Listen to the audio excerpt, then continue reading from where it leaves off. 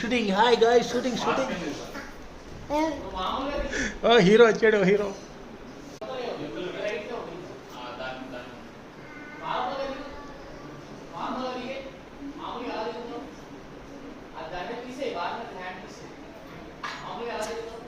Just పెట్టుకుని నుంచో కానీ తీసే తర్వాత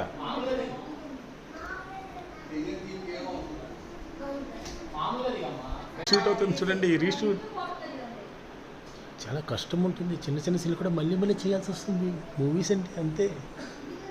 వాడు బావ చూడు ఎలా చూస్తున్నాడు. వాడు బావ